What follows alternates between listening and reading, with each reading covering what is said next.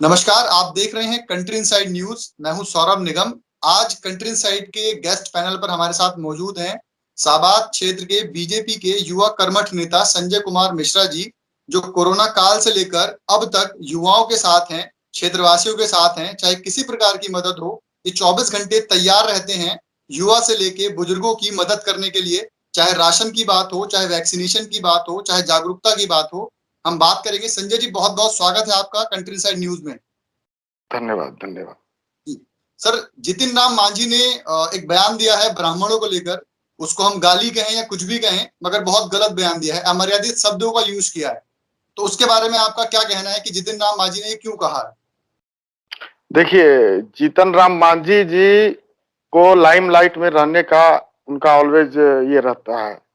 वो जी हाँ, वो समाज को बांटने का काम कर रहे हैं। और जब जहां तक ब्राह्मण को गाली देने का सवाल है, तो जी ब्राह्मण खुद में एक ब्रांड है। ठीक जी है। और ये पहले बोलते हैं ब्राह्मण को गाली देते हैं, और बाद में बोलते हैं कि हमने अपने समाज को गाली दिया है।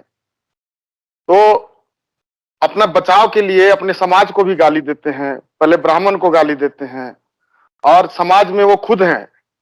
जब समाज को गाली देते हैं तो उनको अपने समाज से भी माफी मांगनी चाहिए, और वो खुद अपने आप से भी उनको माफी मांगनी चाहिए, क्योंकि वो समाज को बांटने का काम कर रहे हैं। उनको ऐसा लग रहा है कि अगर ब्राह्मण को गाली दे देंगे तो उनके समाज के लोग उनको अपने सर पे बैठा के घूमेंगे। जी तो ये उनका गलतफहमी है। इस उम्र में के पड़ाव में वो पूरी तरह से सठिया गए हैं। सर, तो उनको पूर्व मुख्यमंत्री रहे हैं, मगर इस तरह का बयान सिर्फ ब्राह्मणों को गाली देना। हाँ, वो लाइमलाइट में रहने के लिए वो अपना टीआरपी बढ़ाना चाहते हैं। जी जी उनका जी हाँ, कभी राम के ऊपर बोलते हैं, कभी धर्म के ऊपर बोलते हैं, कभी ब्राह्मण को गाली देते हैं। और जब ब्राह्मण को गाली देने के बाद अपने बचाव में अपने जाति को, अपने समाज को गाली देते हैं, तो उनको अपने समाज से भी माफी मांगनी चाहिए। उन्होंने जी ऐसा वक्त हाँ, उन्होंने ऐसा बोला कि अपने समाज को बोला हूं। तो वो जी कौन होते हैं? वो ठेकेदार हैं अपने समाज का, जी या ब्राह्मण का ठेकेदार है वो? उनको अपने बात पे कोई कंट्रोल नहीं है।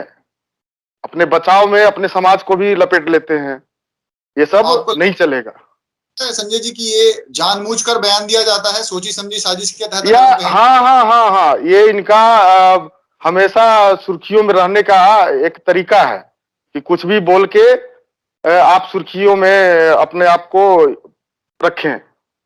जी तो ये सब उनका नहीं चलेगा, जी सब जी गलत चीज है। और उनको अपने समाज से भी माफी मांगनी चाहिए, क्योंकि वो ठेकेदार नहीं है अपने समाज का कि अपने बचाव में अपने आप को बचाने के लिए समाज को भी गाली दे। तो बिहार के मुख्यमंत्री जो हैं नीतीश कुमार जी, उनसे आपका क्या अपेक्षा है इस मामले को लेकर कि वो कुछ हस्तक्षेप करें या क्या कहें इसके बारे में? नहीं, उनको हस्तक्षेप करना चाहिए, क्योंकि पूरा समाज ब्राह्मण समाज के बारे में उन्होंने बोला है। कोई पर्टिकुलर एक ब्राह्मण के बारे में नहीं बोला है, या किसी एक आदमी के बारे में नहीं बोला है। पूरा समाज के बारे में उन्होंने बोला है। उनको हस्तक्षेप करना चाहिए इसमें। जी। तो हम्म। आपकी पार्टी जैसे कि बीजेपी है, उसका कुछ राय बना इस मामले को लेकर? वो कुछ एक व्यक्ति को भी शायद उन्होंने बर्खास्त किया है इसको लेकर। देखिए, निंदा सभी लोग अपने अपने तरीके से कर रहे हैं। ठीक जी है। और जी जिनको बर्खास्त किया है, वो थोड़ा वो उनका निजी राय था। जो जिन्होंने वो बात बोला है, जी उससे हाँ, पार्टी का अपना कुछ ये नहीं है, उनका निजी राय था। जी। एक सवाल और आपसे लेना चाहूंगा मैं कि पिछले कई वर्षों से आप, खासतौर पे अगर मैं लॉकडाउन के बाद की बात करूं, तो जो हम्म। आपके क्षेत्रवासी हैं, बिहार का जो शाहबाद पूरा क्षेत्र है, उसमें आप किस तरह से लोगों की हेल्प करते हैं, खासतौर पे कोरोना काल में, लॉकडाउन में, जब लोगों के पास व्यवसाय नहीं था, रोजगार नहीं था और घर में राशन का सामान नहीं था? उस समय देखिए, बहुत लोग वैक्सीन भी नहीं लेना चाहते थे शुरू में। डर था बहुत उनको ज्यादा।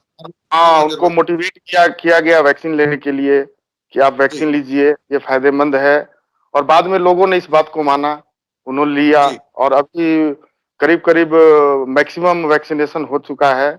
और राशन वगैरह का भी बहुत सुविधा मुहैया कराया गया उस पीरियड में। तो हर एक तरह से हम लोग जी आप लोगों को जागरूक कैसे करते हैं वैक्सीनेशन के लिए कि आप वैक्सीन लीजिए, क्योंकि लोगों में बड़ा अफवाह है खासतौर पे ग्रामीण क्षेत्रों में कि वैक्सीन हाँ, लगाने के पहले और ज्यादा था, लेकिन अब धीरे धीरे सभी अच्छा हो गया है। अभी सभी लोग वैक्सीन लिए हैं, मैक्सिमम लोग।